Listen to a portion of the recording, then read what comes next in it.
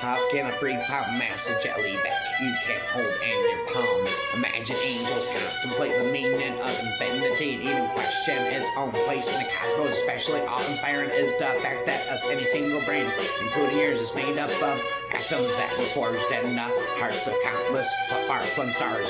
Billions of years ago, these particles drifted for eons and light years until gravity and change brought them together.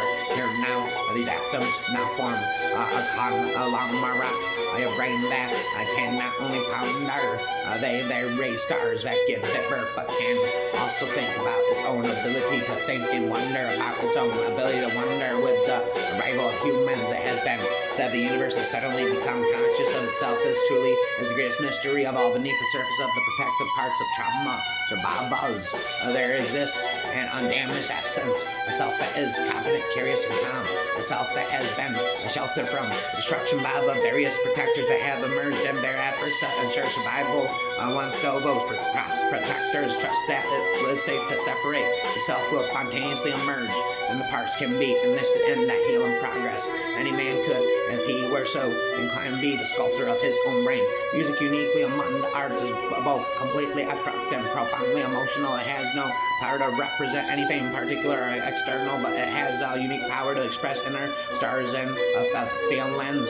Music can pierce the heart directly and needs no mediation. Oftentimes, with special brains, the ones that are capable of focusing more intently than others do, so at the expense of emotional maturity. Life is a useless passion, an exciting journey of a mammal in survival mode. Each day is a miracle, a blessing unexplored, and the more you immerse yourself in light, the less you will feel the darkness. There's more to life and nothingness, and cynicism and nihilism, and selfishness and glorious isolation. Be selfish with yourself for your immortal acts that ingrain your legacy into humanity. Transcend your fears and follow yourself, and to avoid instead of letting yourself get eaten up by control, fate, and decay.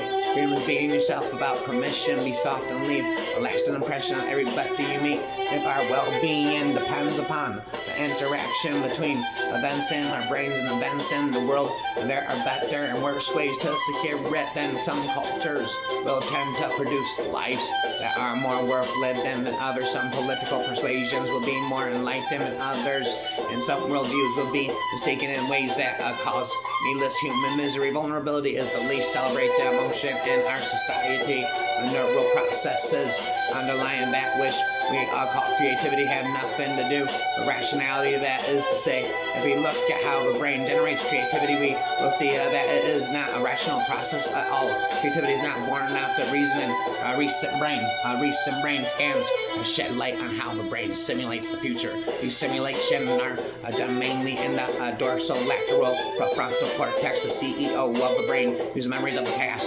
On one hand, simulations of the future may produce outcomes that are desirable and pleasurable, in which case the pleasure centers of the brain light up in the nucleus accumbens and the hypothalamus. On the other hand, these outcomes may also have a downside to them, so the orbitofrontal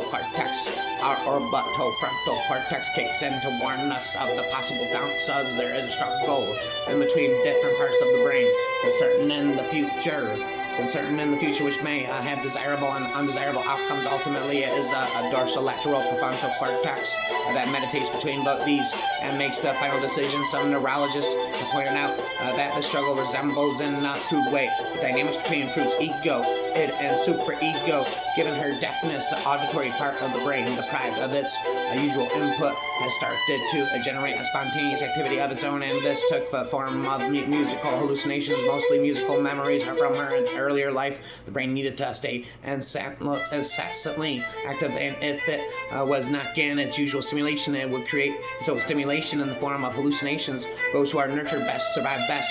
Maybe the human brain is an object beyond the reach of a metaphor for the simple reason that it is the only object capable of creating metaphors to describe itself. There really is nothing else like it. The human brain creates the human mind, and then the human mind tries to understand the human brain, however long it takes and what whatever the cost. Taking the good is not about putting a happy, shiny face on everything, nor is it about turning away from the hard things in life. It's not about nourishing well-being, contentment, and peace inside that are refugees you can always come from and return to. It is okay to own technology. What is not okay is to be owned by technology. Imagine for a moment that we are nothing but the product of billions of years of molecules coming together and ratcheting through natural selection. That we are composed only of highways of fluids and chemicals sliding along, rows of them, billions of dancing cells, trillions of synaptic conversations hum in parallel.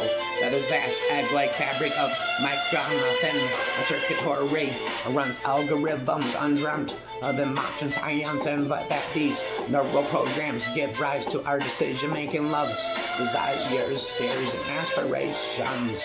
To me, that understanding would be a numinous experience better than anything ever proposed in anyone's holy context. These are, of course, inherent tendencies to repetition and music itself. Our poetry, our ballads, our songs are full of repetition. Nursery rhymes and little chants and songs we used to teach young children have choruses and refrains. We are attracted to repetition even as adults. Want the stimulus and the reward again and again, on and on. And in music we get it, perhaps.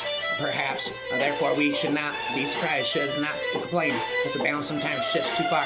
When musical sensitivity becomes vulnerability, there's a certainty, a universal and unconscious propensity to impose a rhythm even when hears a series of identical sounds at constant intervals. We tend to hear the sound of a digital clock, for example, tick-tock, tick-tock, of a hickory-dickory-dock, even though it is actually tick-tick-tick-tick.